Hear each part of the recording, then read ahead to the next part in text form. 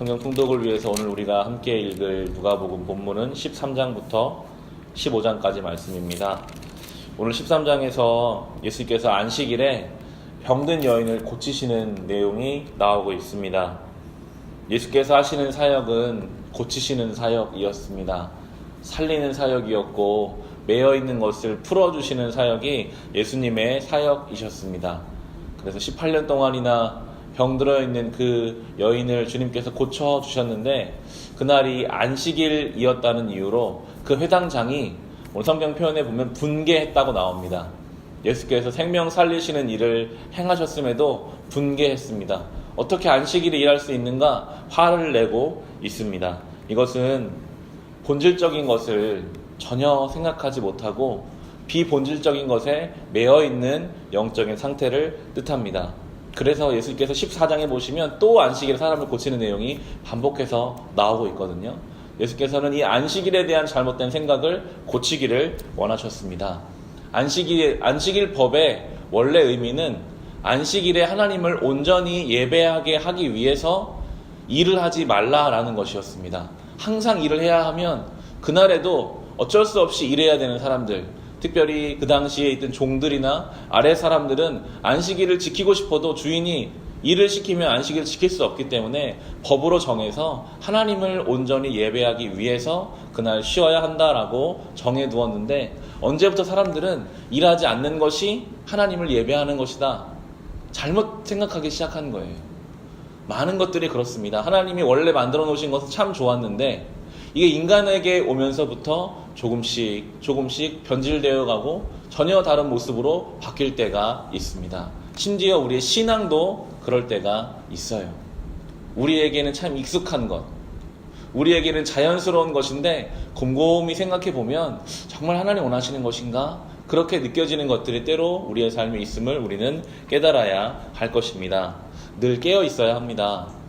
비본질적인 것에 매여서 눈에 보이는 것에 붙잡혀서 정말 하나님 원하시는 것을 오히려 비판하고 있는 이 회당장과 같이 어쩌면 우리의 신앙에 그런 부분이 있을지도 모릅니다.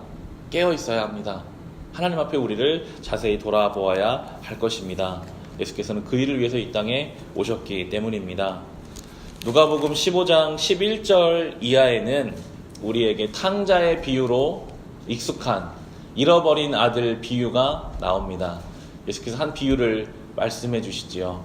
두 아들 중에 둘째 아들이 아버지 유산을 가지고 집을 떠나서 고생하다가 다시 아버지의 집으로 돌아왔을 때 아버지는 그를 받아주셨고 그런데 큰아들은 마음이 좋지 않아서 아버지에게 불평불만하는 내용을 누가복음 15장에서 우리는 볼 수 있습니다. 아버지, 우리 하나님은 우리에게 너무나 좋은 아버지이심을 설명해 줍니다. 참 좋은 아버지입니다. 그 아버지 집에 거하는 것이 가장 행복하고 가장 안전한 일입니다. 그런데 그 아버지 집에 살아가는 이 둘째 아들이 아버지의 눈치 보는 게 언제부턴가 귀찮았어요. 아버지 말씀 따르는 것이 싫었습니다. 내 맘대로 살아보고 싶다. 아버지의 재산은 갖고 싶지만 아버지의 명령은 듣고 싶지 않아서 아버지 재산을 받아가지고 나가버렸습니다. 그때부터 고생이 시작됩니다. 아버지께로부터 받은 모든 유산은 저 세상에서는 다 금방 사라져버려요.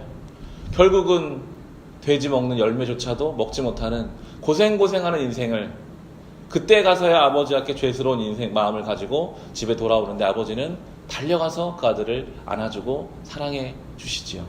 회복시켜 주십니다. 우리는 아버지 집으로 돌아가야 하는 죄인된 인생입니다. 그런데 이 첫째 아들은 그것이 꼴보기가 싫습니다.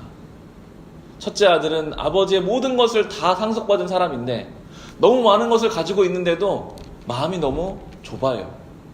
둘째, 내 동생 보기가 싫고 동생을 위해서 소 한 마리 잡는 것이 견딜 수가 없어서 아버지에게 불평불만을 합니다. 때로 그게 우리의 모습이 아닌가 생각합니다. 우리는 우리를 위해 죽으신 예수 그리스도의 생명을 허락받은 사람인데 너무 많은 것을 받은 사람인데 우리의 삶에서 작은 것 하나를 용납해 주는 것이 어렵습니다. 지적하고 싶어요. 저 사람은 저런데 저 사람 비판받아야 되는데요. 하나님 앞에 그렇게 따지는데 하나님이 그 큰아들에게 너는 모든 것을 다 받았는데 왜 그렇게 인색하냐? 모든 것이 다 너의 것인데 왜 그렇게 마음을 먹느냐라고 말씀하신 아버지의 모습을 보면서 성도된 우리가 넓은 마음으로, 풍성한 마음으로 인색하지 않고 덮어주며 참아주며 살아가야 함을 생각해 보게 됩니다. 오늘도 살리시는 주님, 회복시키시는 주님의 은혜 가운데 살아갑시다. 오늘도 좋은 아버지 되시는 그 아버지, 그 이름만 불러도 감사하고 은혜가 넘치는 하나님 아버지의 그 집안에서 안전하고 평안하게 살아가시기를 주님의 이름으로 축원합니다. 기도하겠습니다.